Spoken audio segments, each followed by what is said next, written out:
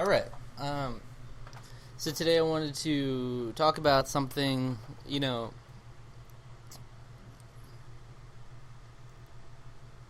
I wanted to talk about something. Okay? I wanted to talk a little bit about something that it seems it's mostly the older demographic, but I see it also in, intellectual teens who try to, they try to rethink everything around them, which I appreciate, all the technology around them. And that's social media and people's perception of it. It seems in recent times it's always the most inflated image of social media is people see the image of you're always looking down on your phone. There's less face-to-face interaction. People are more involved in checking on their Facebook, Twitter, Instagram, Snapchat, Vine, all the things that people check on nowadays.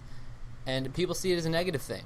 And believe me, I acknowledge the negative social implications it has. You do have less, people take less risks socially.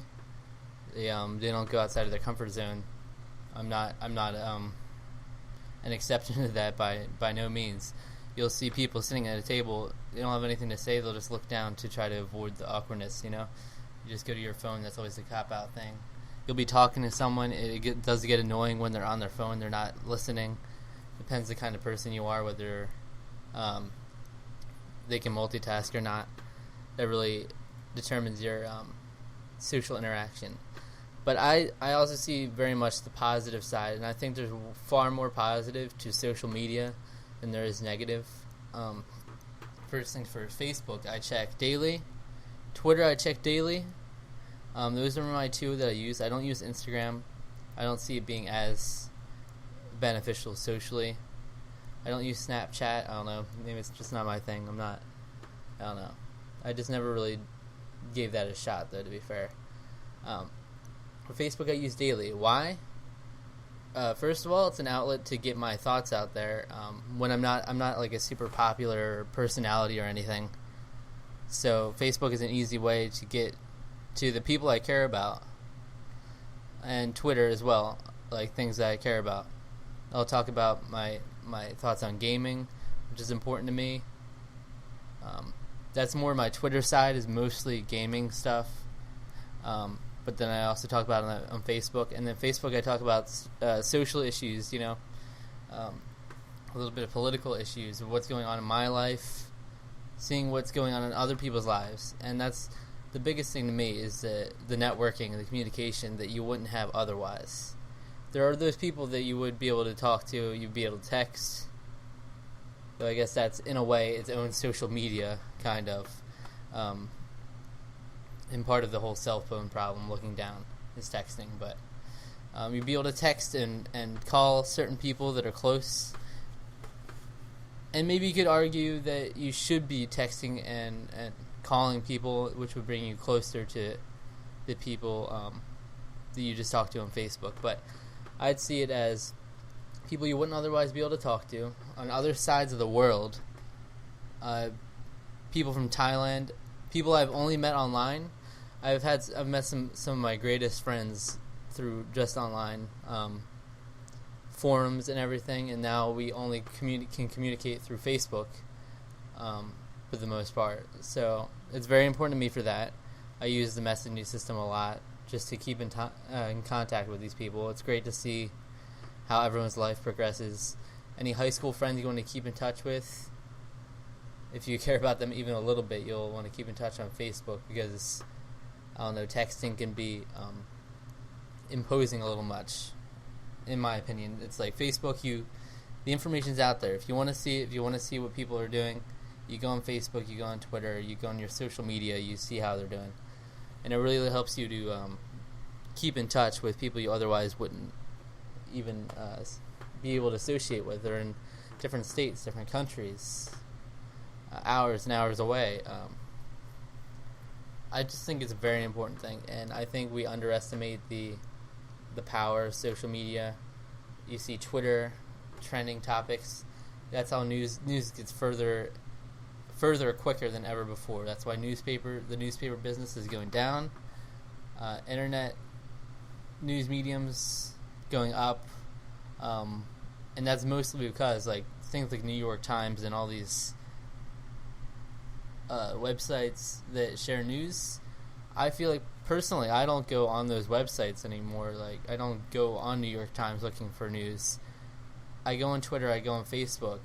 Trending topics, they take you to New York Times or another outlet, and you go from there. YouTube has been very important in me keeping up with current events and stuff, because there are YouTube channels that'll do that for you. I just think overall social media is underestimated. It's made out to be a negative thing because like some older generations don't understand. They not trying to stereotype or anything, but you see them saying how this whole social media, I don't get it kind of thing.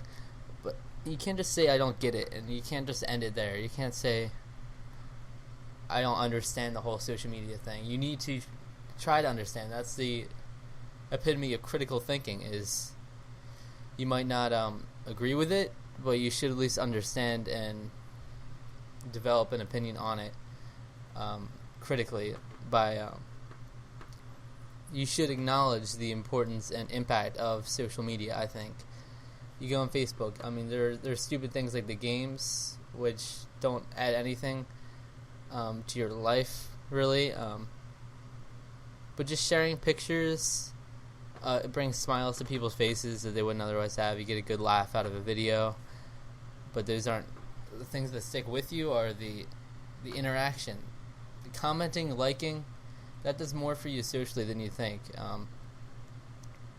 It's just an ongoing network that I think is very important. I personally, has been very important to me to be able to have an outlet to say these things that I wouldn't otherwise say. You can spark conversations. Facebook, boom. You go on there at night. You check up. What's everyone saying? How's this discussion going? You can make intelligent discussions on there. It doesn't always have to be the BS post where you have like, I don't know, there's those BS videos. There's like the short Vine clips that are really stupid and kind of bring the reputation of these kinds of sites down. But then there's very important issues that you can keep up with through social media. So I don't know, that's just what I think, guys. I kind of rambled on for a little bit. I just think it's a very important. It's a tool. It's a tool more than you'd imagine, where it's important for. You can see every day now. It's how every single business, if they want to be successful, they have a social media. They have someone on that very regularly, answering questions, addressing concerns. It's networking to celebrities. It's the only way that they feel they can reach their fans easily. Often, Twitter is a way they'll do that. They'll answer questions every now and then. But you see it more and more. If you want to go up the ladder, so to speak, if you want to network out, keep in touch with all your friends, social media is the way to do that. The age of phone calling, it's still around. It's not. I wouldn't say it's dying, but it just goes down because of the convenience of social media and all the features it provides that I think we kind of take for granted now.